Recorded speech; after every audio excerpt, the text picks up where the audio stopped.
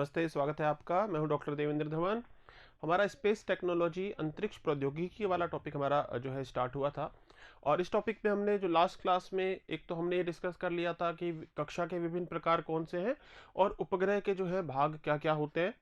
तो वहां पर लास्ट में हम पॉइंट डिस्कस कर रहे थे कि आखिर कोई भी उपग्रह जो होता है उसको जब जो है लॉन्च किया जाएगा, उसको जो है प्रक्षेपण किया जाना है ताकि उसको किसी कक्षा तक पहुंचाया जा सके, तो आखिर वो किसके माध्यम से होगा? वो किसी भी सैटेलाइट लॉन्च व्हीकल, जिसको हम कहते हैं उपग्रह प्रक्षेपण यान, इसके माध्यम से होगा। क्योंकि जो उपग्रह प्रक्षेपण यान होता है इसके द्वारा इसमें ईंधन होगा, रॉकेट है ये, और ये जो है अंतरिक्ष में लेकर जाएगा उपग्रह को। इसका जो सबसे ऊपरी वाला जो भाग है, इस ऊपरी भाग के भीतर यहाँ पर जो है उपग्रह यहाँ पे होता है भीतर, और ये ऊपर जाएगा, ये ऊपरी भाग खुलेगा और आखिर में उपग्रह को उसकी जो पूर्व निर्धारित जो पॉइंट है, जो बिंदु है जहां पर उसको छोड़ा जाना है, वहां पर छोड़ दिया जाएगा। उसके पश्चात जो उपग्रह है वह अपनी कक्षा में भी प्रवेश कर जाएगा। तो उपग्रह प्रक्षेपण यान या सैटेलाइट लॉन्च व्हीकल प्रयोग होते हैं उपग्रहों को अंतरिक्ष में प्रक्षेपित करने के लिए। और ये जो सैटेलाइट लॉन्च व्हीकल जो होते हैं उपग्रह प्रक्षेपण यान, ये न्यूटन का जो गति का तीसरा नियम है उस सिद्धांत पर ये काम करते हैं। तीसरे नियम के तहत ये होता है कि इनके भीतर का जो ईंधन होता है, जब ईंधन का दहन होगा तो ये जो है ईंधन अत्यधिक थ्रस्ट या एक उत्क्षेप उत्पन्न करता है। यहाँ पे थ्रस्ट उत्पन्न होगा पीछे की तरफ, और उतना ही बल जो है विपरीत दिशा में यहाँ पर लगेगा। जैसे हम देखते हैं कहीं हम यदि पानी का गुब्बारा लें और गुब्बारे को हमने पूरा पानी से भर लिया है और उसको जमीन पे रख दिया है, और काफी जो है हमारा जो फर्श है, या हम वायु भरे, गुब्बारे में है वायु, जैसे गुब्बारे को छोड़ेंगे तो वायु गुब्बारे से पीछे निकलती है लेकिन गुब्बारा आगे की ओर जो है गति करता है। तो न्यूटन की गति का तीसरा नियम जो होता है उसके सिद्धांत पर ये जो प्रक्षेपण यान होते हैं ये कार्य करते हैं। और पीछे की तरफ जो है यहाँ पर ये जो है ईंधन का दहन होगा, बल उत्पन्न होगा, एक थ्रस्ट उत्पन्न होगा, उसकी वजह से ऊपर जो है यह उपग्रह जो है गति करेगा। तो कृत्रिम उपग्रह जो होते हैं उनको पूर्व निर्धारित कक्षा में स्थापित करने के लिए सैटेलाइट लॉन्च व्हीकल्स का प्रयोग किया जाता है, उपग्रह प्रक्षेपण यान का प्रयोग होगा। और ये बहुत तेज गति से जो है यात्रा करेंगे। इनका जो स्पीड होती है बहुत तेज होती है, ध्वनि की स्पीड से कई गुना ज्यादा स्पीड से ये जो ट्रेवल करते हैं। क्योंकि जो हमारा पृथ्वी का जो गुरुत्वीय बल है, हालांकि गुरुत्वीय बल की सीमा तो अनंत होती है, लेकिन फिर भी गुरुत्वीय बल से थोड़ा सा बाहर जाने के लिए, ताकि ये वापस धरती की तरफ ना गिरे और चक्कर लगाता रहे, तो काफी अधिक जो है वेग चाहिए उपग्रहों को बाहर की तरफ भेजने के लिए। तो वो जो वेग प्रदान करने में सहायता मिलती है इन सैटेलाइट लॉन्च व्हीकल्स के माध्यम से। तो सैटेलाइट लॉन्च व्हीकल जो होते हैं न्यूटन की गति के तीसरे नियम के आधार पर काम करेंगे। न्यूटन की गति का जो तीसरा नियम है, तीसरा नियम होता है क्रिया प्रतिक्रिया का नियम। तीसरा नियम कौन सा है? क्रिया प्रतिक्रिया का नियम।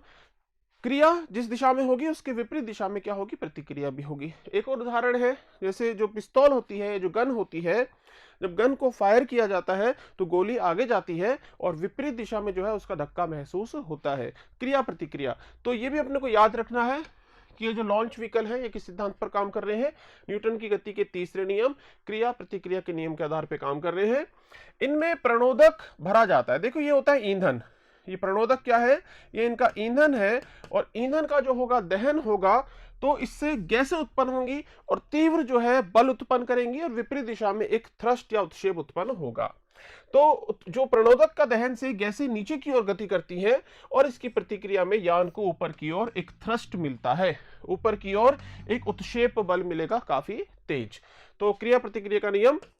द्रव प्रणोदक और ठोस प्रणोदक की तुलना में देखो, जो ये प्रणोदक होंगे, प्रणोदक मतलब ईंधन है एक प्रकार से, जो ईंधन जो उत्क्षेप बल प्रदान कर रहे हैं उनको प्रणोदक कहा गया है, प्रोपेलेंट कहा गया है।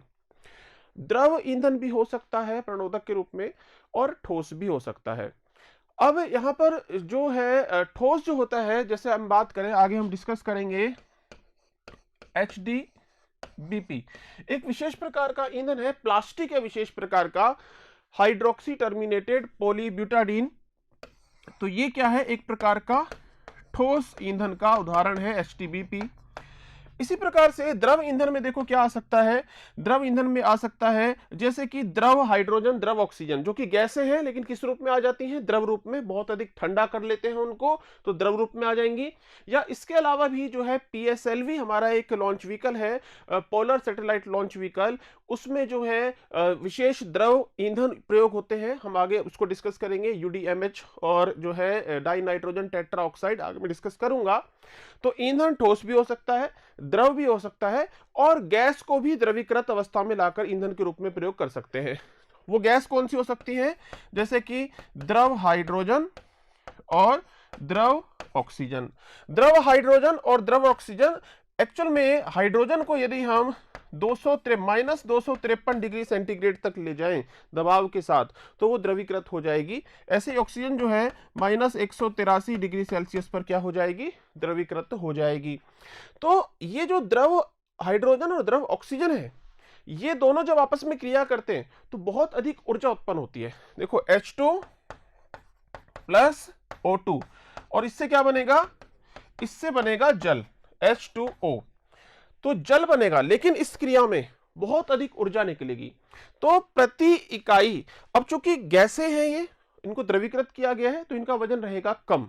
गैसें हैं, द्रवीकृत हैं, वजन कम रहेगा, लेकिन बहुत अधिक ऊर्जा प्रदान करती हैं, बहुत अधिक उत्क्षेप बल इससे मिलता है। तो यदि हम प्रति इकाई जो है द्रव्यमान की बात करें, मान लो 1 किलोग्राम ये वाला ईंधन ले या 1 किलोग्राम ये ठोस ईंधन ले, तो सबसे ज्यादा जो ऊर्जा मिलेगी हमको इस वाले ईंधन से ही मिलने वाली है। तो यहां पर यही पॉइंट आएगा, द्रव प्रणोदक ठोस प्रणोदक की तुलना में अधिक बल प्रदान करते हैं, और उससे भी ज्यादा सर्वाधिक करता है हाइड्रोजन वाला। हाइड्रोजन का प्रति, ये जो मैंने बताया H2O2, H2 प्लस O2 और बनेगा जल, बहुत सारी ऊर्जा उत्पन्न होगी। तो हाइड्रोजन का प्रति इकाई द्रव्यमान सर्वाधिक ऊर्जा प्रदान करता है। हाइड्रोजन को यदि जलाया जाएगा तो बहुत अधिक ऊर्जा निकलेगी, और इसका भंडारण कठिन होता है, जटिल होता है। और कैसे इंजन बनेंगे इससे? Cryogenic engine. ऐसे इंजन जो द्रव हाइड्रोजन और द्रव ऑक्सीजन का प्रयोग कर रहे हैं ईंधन के रूप में, उन इंजन को क्या कहा गया है? Cryogenic engine.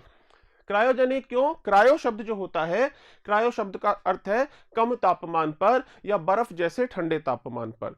तो मैंने आपको बताया हाइड्रोजन को -253 डिग्री सेल्सियस जो है वहां पर वो द्रवीकृत अवस्था में रहेगी, ऑक्सीजन -183 डिग्री सेल्सियस पर द्रवीकृत अवस्था में रहेगी। तो इतने कम तापमान पर इनका भंडारण होगा, इन दोनों को मिलाया जाएगा, विशेष नोजल्स होंगी, और फिर ये मिलेंगी तो ये वाली क्रिया होगी और ऊर्जा उत्पन्न होगी। तो ये जो है सर्वाधिक ऊर्जा देने वाला जो इंजन है वो ये रहेगा। सबसे ज्यादा थ्रस्ट जो उत्पन्न होगा वो क्रायोजेनिक इंजन से ही उत्पन्न होगा। अब आप कहोगे ज्यादा बल की क्या आवश्यकता है? देखो, यदि मान लो हमको उपग्रह को लॉन्च करना है, कोई उपग्रह को अंतरिक्ष में ले जाना है, कक्षा में ले जाना है, उपग्रह यदि छोटा है, हल्का है, तो हमको कम जो है पावरफुल रॉकेट की आवश्यकता पड़ेगी, यान की आवश्यकता पड़ेगी। उपग्रह बड़ा है, भारी है, तो हमको ज्यादा जो है पावर वाले जो हमारा यान है उसकी आवश्यकता पड़ेगी। तो इसके अनुसार जो है हमको जो कम पावर या ज्यादा पावर के जो यान की आवश्यकता पड़ेगी, उसी के अनुसार यदि हमको बड़े बड़े उपग्रहों को भेजना है, जैसे 2000 किलोग्राम, 2500, 3000, 4000 किलोग्राम, 6000 किलोग्राम, इतने भारी उपग्रह को यदि भेजना है तो फिर हमको ये जो क्रायोजेनिक इंजन वाली तकनीक है इसका प्रयोग ही करना होगा। क्योंकि ये जो हाइड्रोजन ईंधन जब जो है यही इतनी अधिक शक्ति प्रदान कर पाएगा, उसी के माध्यम से ही हम भारी भारी उपग्रहों को क्या कर पाएंगे? लॉन्च कर पाएंगे अंतरिक्ष में। प्रक्षेपण यान में सामान्य रूप से अनेक चरण होते हैं, जैसे 4 चरणों पर आधारित PSLV और 3 चरणों पर आधारित GSLV। देखो ये क्या पॉइंट है, प्रक्षेपण यान जो अंतरिक्ष में ले जा रहा है उपग्रह को, जैसे हमने उदाहरण बताया PSLV का, एक उदाहरण है PSLV। देखो PSLV क्या होता है? PSLV की फुल फॉर्म है polar satellite launch vehicle. Polar satellite launch vehicle. Polar satellite launch vehicle मुख्यतः प्रयोग होते हैं ध्रुवीय कक्षाओं में उपग्रहों को भेजने के लिए। ध्रुवीय कक्षा जो कि हमने जो है पहले के चैप्टर में पढ़ा है, पहले के लेक्चर में पढ़ा है, 700 से 1000 किलोमीटर के बीच जो कक्षा है वहां तक भेजने में ये सक्सेसफुल रहते। लेकिन ये जो पोलर सैटेलाइट लॉन्च व्हीकल है, यदि उपग्रह ज्यादा भारी नहीं है, ज्यादा भारी उपग्रह नहीं है, 1750 किलोग्राम उपग्रह है, या मैं कहूं कि ज्यादा भारी नहीं है, 1500 किलोग्राम के आसपास तक का यदि उपग्रह है तो उसको और भी ज्यादा दूर तक भेज सकता है। तो PSLV जो है ये 4 चरण पर आधारित है। इसका अर्थ क्या हो गया?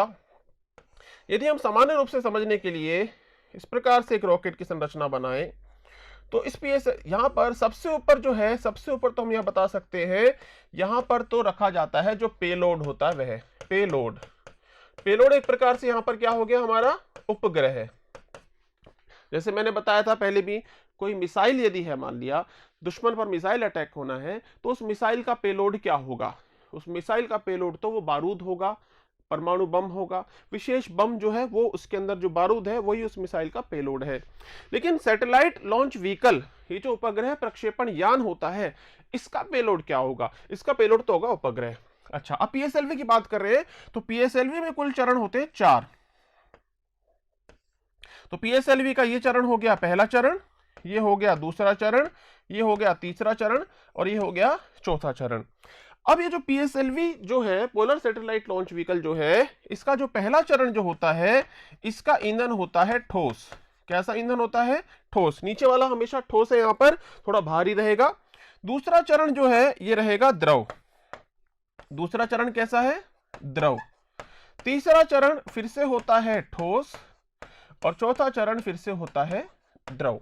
तो ये जो पीएसएलवी है, ये जो पीएसएलवी है कितने चरण वाला है, 4 चरण वाला है। इसमें 4 चरण होते हैं, एक प्रकार से 4 इंजन लगे हुए हैं, ये हम कह सकते हैं। पहला इंजन, दूसरा इंजन, तीसरा इंजन और चौथा इंजन। पहला इंजन ठोस ईंधन वाला है, पहला इंजन कैसा है, ठोस ईंधन ईंधन, दूसरा द्रव, फिर ठोस और फिर द्रव ईंधन वाले ये इंजन है, और ये बारी बारी से जलते हैं, ऊपर की तरफ जो है ये यान गति करेगा। इसके साथ साथ हम आगे और बात करेंगे, इन मुख्य इंजनों के अलावा ये छोटी मोटर्स और होती हैं, इन छोटी मोटर्स को कहा जाता है बूस्टर। छोटी मोटर्स और होती हैं, इनको क्या कहते हैं, बूस्टर। और ये कुल 6 बूस्टर सामान्यतः एक पीएसएलवी में होते हैं। तो पीएसएलवी 4 चरण पर आधारित है। इसी प्रकार से दूसरा जो है हमारा यान, वो है जीएसएलवी। आप देखोगे मैंने जीएसएलवी को काफी बड़ा बनाया है, पीएसएलवी के मुकाबले काफी बड़ा बनाया जीएसएलवी को। ये कौन है, ये है जीएसएलवी। जीएसएलवी जो होता है इसे बोलते हैं हम जियो सिंक्रोनस। जियो सिंक्रोनस, और आगे वही आ जाएगा satellite launch vehicle. Geosynchronous satellite launch vehicle, GSLV. क्योंकि ये जो जीएसएलवी होता है, यदि भूस्थिर कक्षा में उपग्रहों को भेजना है, 36,000 किलोमीटर की ऊंचाई वाले जो हमारी कक्षाएं हैं वहां तक उपग्रह को पहुंचाना है, भारी भारी उपग्रह है वो, तो जीएसएलवी का यूज होगा। जीएसएलवी 3 चरणों पर आधारित होता है। और देखो सबसे ऊपर जो है, यहां तो हम वही बहुत बात कर रहे हैं, सबसे ऊपर तो हमारा क्या है, यहां पर है पेलोड, जो कि हमारा उपग्रह है। अब जो जीएसएलवी इसके 3 चरण होते हैं, 1 चरण, 2 चरण, 3 चरण। पहला चरण जो होता है, ये जो जीएसएलवी है, जीएसएलवी, इसका प्रकार है जीएसएलवी मार्क 3। एक प्रकार है जीएसएलवी मार्क 3। उसमें पहला चरण जो है वो द्रव ईंधन वाला है, दूसरा वाला भी द्रव है, तीसरा चरण जो होता है वो होता है क्रायोजेनिक इंजन। क्रायोजेनिक चरण, या हम कह सकते हैं क्रायोजेनिक इंजन। तो पहला चरण द्रव ईंधन वाला, दूसरा भी द्रव, तीसरा चरण होता है क्रायोजेनिक चरण, क्रायोजेनिक इंजन वाला। तो यहां पर ऊर्जा मिलेगी, ऊपर थ्रस्ट लगेगा, फिर इसका नंबर आएगा, ये हट जाएगा, फिर इसका नंबर आएगा, आखिर में क्रायोजेनिक चरण जो है बहुत अधिक ऊर्जा उत्पन्न करेगा, और ये पूरा का पूरा जो सिस्टम है ये अंतरिक्ष की तरफ बढ़ जाएगा, आगे की तरफ गति कर जाएगा। तो यहाँ पर हमने ये जो पॉइंट है हमारा, कि जो लॉन्च व्हीकल होते हैं विभिन्न चरणों पर आधारित होते हैं, और इनके जो चरण है, पीएसएलवी 4 चरण वाला होता है, जबकि जीएसएलवी 3 चरण वाले होते हैं। जैसे जीएसएलवी मार्क 3 जो है, इसमें तीसरा चरण यहाँ पर द्रव है। ये जो इंजन होते हैं ना, द्रव इंजन, इन द्रव इंजन को बोलते हैं विकास इंजन। आगे हम पढ़ेंगे इसको, विकास इंजन। यहां पर भी ये जो द्रव इंजन है, द्रव ईंधन वाला इंजन, इसका नाम क्या है, विकास इंजन। तो विकास इंजन पीएसएलवी में भी यूज हो रहा है, और विकास इंजन जीएसएलवी में भी यूज हो रहा है। और ये जीएसएलवी मार्क 3 है जिसमें द्रव है, और कुछ जीएसएलवी ऐसे हैं जिनमें पहला चरण क्या हो सकता है, ठोस आधारित हो सकता है, ठोस ईंधन भी पहले चरण में हो सकता है। तो अब हम आगे और पढ़ते हैं। इसमें हमको पढ़ना रहेगा कि भारत में आखिर में कौन कौन से हमारे सैटेलाइट लॉन्च व्हीकल बने हैं। ये जो उपग्रह के प्रक्षेपण यान बने हैं, बनाए गए हैं हमारे भारत में इसरो के द्वारा। इसरो जो है हमारा संगठन है जो उपग्रहों का निर्माण, उनका प्रक्षेपण, ये सारी की सारी जो गतिविधियां होती हैं ये इसरो के जो है निर्देशन में ही होती है, इसरो के वैज्ञानिकों के द्वारा होती है। तो यहां पर हम आगे इसका विकास पढ़ेंगे। तो सैटेलाइट लॉन्च व्हीकल को लॉन्च करने के लिए लॉन्च पैड बनाए जाते हैं। तो देखो लॉन्च पैड क्या होगा, वो जो लॉन्च व्हीकल है उसमें हमने उपग्रह तो यहां पे लगा दिया और इसको अंतरिक्ष में भेजना है। तो यहां पर ये जो पूरा सिस्टम हमको दिख रहा है ये है लॉन्च पैड। ये क्या है? Launch pad. और हमारे इंडिया में हमारा जो लॉन्च पैड है उसका मुख्य नाम है, उसको हम कहते हैं शार, या हम कहते हैं उसको सतीश धवन उपग्रह प्रक्षेपण केंद्र, उपग्रह प्रक्षेपण केंद्र। और ये कहां पर है? ये है श्रीहरिकोटा। और राज्य कौन सा? ये आंध्र प्रदेश। आंध्र प्रदेश राज्य में समुद्र के पास एक द्वीप है, नाम है श्रीहरिकोटा। तो वहां पर सतीश धवन उपग्रह प्रक्षेपण केंद्र है। इसको शार भी कह देते हैं। शार इसलिए कह देते हैं, इसको ऐसा नाम है Sriharikota high altitude range. Sriharikota high altitude range कहां पर है? वही हमारा हरिकोटा द्वीप हो गया, श्रीहरिकोटा द्वीप। श्रीहरिकोटा द्वीप कहां पर है? आंध्र प्रदेश में। तो उपग्रह को प्रक्षेपित यदि करना है तो लॉन्च पैड की आवश्यकता पड़ती है। आप टीवी में कई बार देखते हो उपग्रह लॉन्च होते हैं, इसकी इमेजेस आती हैं, वीडियो आते हैं, तो वो लॉन्च पैड से ही लॉन्च किया जाता है। और हमारा जो सबसे मुख्य लॉन्च पैड है वो हमारा श्रीहरिकोटा जो हमारा लॉन्च पैड है वहां पर ही है। देखो अभी खास बात और है, ये 3 पॉइंट जो है बहुत इंपॉर्टेंट है। ये 3 पॉइंट क्या बोलते हैं? पहली बात ये है, देखो ये हमारी अर्थ है, ये हमारी पृथ्वी है।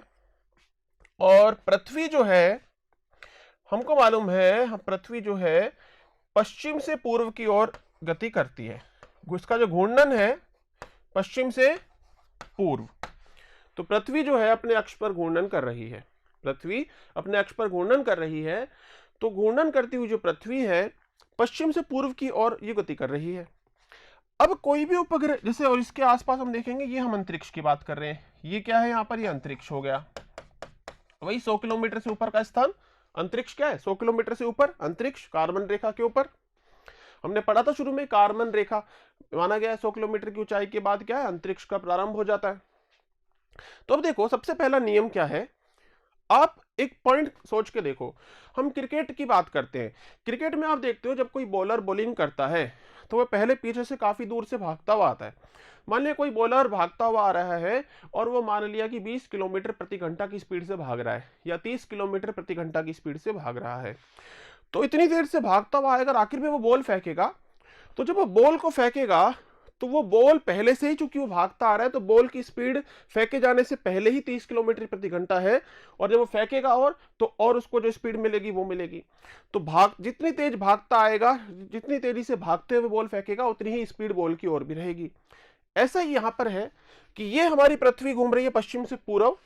तो उपग्रह को यदि हम इस दिशा में लॉन्च करेंगे, पूर्व की दिशा में लॉन्च करेंगे और अंतरिक्ष में भेजने की कोशिश करेंगे, तो आप देखोगे पृथ्वी के जो घूमने की स्पीड है वो स्पीड भी किसको मिलेगी? फिर उपग्रह को मिल पाएगी। तो उपग्रह को लॉन्च करने में जो हमारा लॉन्च व्हीकल है उसको मिल पाएगी। तो लॉन्च व्हीकल को जब भी प्रक्षेपित करना है तो उसको क्या किया जाएगा? पूर्व की तरफ उसको छोड़ा जाता है। उसको हम ऐसा नहीं छोड़ेंगे, पश्चिम की दिशा में नहीं छोड़ेंगे। आप सोच के देखो, यदि पश्चिम की दिशा में उपग्रह लॉन्च हुआ, पृथ्वी तो घूम रही है ऐसे, उपग्रह लॉन्च कर रहे हैं उल्टी दिशा में, तो उपग्रह जो है उसकी काफी सारी स्पीड जो है उसमें बाधा आएगी। क्योंकि उपग्रह जो पृथ्वी घूम रही थी अलग दिशा में, उपग्रह विपरीत दिशा में हम छोड़ रहे हैं, तो इसकी गति में बाधा आएगी, बहुत सारी स्पीड या ऊर्जा की यहाँ पे हानि होगी। तो पहला पॉइंट ये है, उपग्रह को पश्चिम से पूर्व की ओर प्रक्षेपित किया जाता है। हमेशा याद रखना, ये जो हमारा लॉन्च व्हीकल है, लॉन्च व्हीकल लॉन्च व्हीकल जो होता है हमेशा पश्चिम से पूर्व की ओर ही उसको लॉन्च किया जाएगा, उपग्रह को पश्चिम से पूर्व लॉन्च करेंगे। एक पॉइंट तो है, ये खास बात जो याद रखनी है। दूसरा ये है, प्रक्षेपण स्थल जो है पृथ्वी की भूमध्य रेखा के पास बनाया जाता है। प्रयास ये होता है ज्यादातर, क्यों ऐसा किया जाता है? देखो, पृथ्वी की जो भूमध्य रेखा है कौन सी है? ये हमारी पृथ्वी, और पृथ्वी के यहाँ पर जो बीचों बीच दो बराबर भागों में बांटने वाली रेखा है, ये क्या हो गई है? भूमध्य रेखा। इक्वेटर बोलते हैं इसको, भूमध्य रेखा। पृथ्वी को दो बराबर भागों में बांटने वाली काल्पनिक रेखा ही वो क्या है? भूमध्य रेखा। अब ये जो भूमध्य रेखा वाला ये जो क्षेत्र है, भूमध्य रेखा के आसपास का जो क्षेत्र है, इस क्षेत्र में क्या होता है? पृथ्वी का जो गुरुत्वाकर्षण बल जो होता है, पृथ्वी का गुरुत्वाकर्षण बल, उसका जो मान है वो ध्रुवों के पास तो ज्यादा होता है गुरुत्वाकर्षण, भूमध्य रेखा के पास गुरुत्वाकर्षण थोड़ा सा कम होता है। देखो, हम कोई भी बॉल को ऊपर फेंकते हैं, बॉल वापस नीचे क्यों आ जाती है? गुरुत्वाकर्षण की वजह से। न्यूटन ने देखा था कि सेब पेड़ से टूटा और नीचे गिरा, क्यों? गुरुत्वाकर्षण की वजह से। तो गुरुत्वाकर्षण जो होता है, गुरुत्वाकर्षण वो ध्रुवों पर होता है ज्यादा, ध्रुवों पर गुरुत्वाकर्षण ज्यादा होता है, ध्रुवों पर गुरुत्वाकर्षण ज्यादा है थोड़ा सा। और भूमध्य रेखा पर क्या है? भूमध्य रेखा पर कम है थोड़ा सा। तो भूमध्य रेखा पर चूंकि गुरुत्वाकर्षण कम है, इसलिए जब इसको भेजा जाएगा तो गुरुत्वाकर्षण जो विरोध करेगा, जो वापस खींचता है, वो कम विरोध होगा, तो भेजने में आसानी होगी कि नहीं होगी? होगी। तो लॉन्च पैड जो है भूमध्य रेखा के आसपास के क्षेत्र में बनाए जाएंगे। एक कारण तो ये हो गया कि भूमध्य रेखा के आसपास के क्षेत्र में गुरुत्वाकर्षण बल का मान कम होता है। दूसरी बात क्या है यहाँ पर, कि भूमध्य रेखा के आसपास का जो क्षेत्र होता है, यहां पर वायु जो होती है, वायु वो कैसी होती है? विरल होती है और कम प्रतिरोध लगता है। वायु कैसी होगी? विरल। भूमध्य रेखा के आसपास वायु हल्की होती है और विरल होगी, हल्की है, घनत्व कम है, इसलिए जो प्रतिरोध लगता है उपग्रह, ये लॉन्च व्हीकल जो आगे बढ़ेगा और जो प्रतिरोध लगेगा, प्रतिरोध कम लगेगा। जबकि हम ध्रुवों की तरफ बढ़ते जाएंगे तो वायु सघन होती जाएगी। तो ये दो बड़े कारण हैं, ये याद रखना अपने को, कि जो प्रक्षेपण का स्थल है वो मध्य रेखा के पास समीप बनाया जाता है, जिससे क्या होगा? ऊर्जा की बचत होगी। जो क्योंकि ऊर्जा की बचत इसलिए हो रही है क्योंकि गुरुत्वाकर्षण बल का मान कम है और वायु का घनत्व वहां पर कम है, तो कम ऊर्जा में भी हम उपग्रह को लॉन्च कर पाएंगे। तो ये पॉइंट हमको याद रखना अच्छे से। अच्छा, जैसे हमारा भारत है, हमने अभी बात की थी श्रीहरिकोटा प्रक्षेपण केंद्र की। तो हमारा जो श्रीहरिकोटा प्रक्षेपण केंद्र जो है, ये जैसे भारत की बात मैं करूं तो आंध्र प्रदेश में श्रीहरिकोटा प्रक्षेपण केंद्र है। क्योंकि देखो, भूमध्य रेखा, अब हमारे इंडिया से तो भूमध्य रेखा गुजर नहीं रही, इंडिया के, भारत के थोड़ा सा कहां से गुजर रही है? थोड़ा दक्षिण से गुजर रही है भूमध्य रेखा। क्योंकि हमारा दक्षिण वाला जो पॉइंट है 8 डिग्री 4 मिनट के आसपास का पॉइंट है, भूमध्य रेखा 0 डिग्री वाली है। तो अब जो भूमध्य रेखा पर तो हम है नहीं, हालांकि भूमध्य रेखा के समीप है, तो हमारे जो वैज्ञानिक हैं उनको ये वाला जो स्थान है ये उपयुक्त लगा है, इसलिए हमारा भूमध्य रेखा के पास ही ये हमारा प्रक्षेपण केंद्र है। एक खास बात और, ये वाला तीसरा पॉइंट है, उपग्रह प्रक्षेपण केंद्र आबादी से दूर बनाए जाते हैं, इसमें तो कोई शक नहीं है।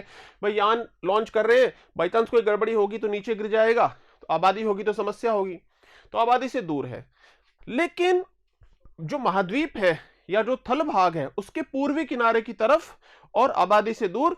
ऐसा क्यों? क्योंकि ज्यादातर हमारे जो महाद्वीप हैं इनके पूर्वी किनारों की तरफ इसलिए बनाते हैं, जैसे हमारे इंडिया के भी पूर्वी तट के पास ही है, क्योंकि एक तो हम जो लॉन्च कर रहे हैं पश्चिम से पूर्व की तरफ लॉन्च कर रहे हैं, हम ऐसे ही लॉन्च करने वाले हैं। उपग्रह को जो लॉन्च किया जाएगा वो ऐसे ही लॉन्च होगा पश्चिम से पूर्व की तरफ। उपग्रह ऐसा सीधा दिखता है लेकिन इस प्रकार से लॉन्च होता है, पहले तो सीधा जाएगा थोड़ा सा, फिर घूम के वही पृथ्वी की गति में गति मिला लेगा। तो यहां पर क्या रहेगा? खुला समुद्र रहेगा। यदि हम इसको इधर पश्चिम से और इधर पूर्व की तरफ लॉन्च करेंगे, यहां पे समुद्र होगा तो कोई दिक्कत नहीं आएगी, आबादी से दूर है, और विफल भी यदि हो गया तो समुद्र में गिरेगा, कोई दिक्कत नहीं आएगी। लेकिन आप सोच के देखो, यहां पर बना लिया हमने और यहां से हम लॉन्च करें तो आप देखो यहां तो पूरी आबादी रहेगी, तो महाद्वीपों के पश्चिम वाली साइड में हम लॉन्च पैड नहीं बनाते, क्योंकि जो है पश्चिम में लॉन्च करेंगे फिर पूर्व की तरफ जाएगा तो आबादी के ऊपर ही ना वो गिर जाए। हालांकि ये जो अपवाद है रशिया का अपवाद है। सोवियत संघ के समय पर, आज तो अलग देश बन चुका है कजाकिस्तान, उनका प्रक्षेपण केंद्र जो बैकानूर था वो ऐसे थल भाग में बीच में था, थल भाग में ही है, बीच में है। बस एक कारण था कि वो काफी बड़ा जो है वहां पे रेगिस्तानी मतलब डेजर्ट है, कोल्ड डेजर्ट है, आबादी ज्यादा घनी नहीं है बहुत बड़े क्षेत्र में। तो ये जो है कजाकिस्तान वाले जो थे सोवियत संघ के समय पर कजाकिस्तान के क्षेत्र में इन्होंने अपना प्रक्षेपण स्थल बनाया था। उसके पीछे के कारण ये है, मुख्य कारण एक ये था, अमेरिका का भय वाला कारण भी था कि अमेरिका की पहुंच से काफी दूर हो, कहीं अमेरिका उनके प्रक्षेपण स्थल पर अटैक नहीं कर दे, एक ये वाला पॉइंट भी था। मुख्य जो है उनको स्थिति जो अनुकूल लगी, ये वाली स्थिति अनुकूल लगी, क्योंकि जो सोवियत संघ है विषुवत रेखा के पास तो बढ़ता नहीं है, तो उधर जो साइबेरिया के पास का जो क्षेत्र है जो जापान के समीप तक पहुंच रहा है सोवियत संघ का, तो वो वाला क्षेत्र है, वहां पर भी लॉन्च पैड बना सकते थे वो, लेकिन वो काफी ध्रुवीय क्षेत्र में हो गया, तो इतनी उत्तर दिशा में जाना उचित नहीं लगा होगा उनको। यहाँ पर एक अमेरिका का बड़ा कारण बताया जाता है कि अमेरिका का भय भी था कहीं अमेरिका अटैक ना करे इनके ऊपर, मध्य भाग में ये पड़ता है। लेकिन याद रखना है हमको कि उपग्रह प्रक्षेपण केंद्र महाद्वीपों के पूर्वी तट की तरफ बनाए जाएंगे।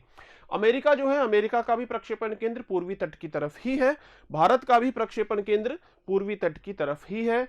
इसी प्रकार से फ्रेंच गुयाना एक स्थान है, वहां पर भी जो प्रक्षेपण जो तट है वो उत्तर पूर्व दिशा की तरफ ही है। तो ये तीनों पॉइंट हमको बहुत अच्छे से याद रखने हैं। ऐसा प्रश्न आपसे पूछ ले कि उपग्रह का जो प्रक्षेपण केंद्र है वह पूर्वी तट की ओर बनाया जाता है, क्यों?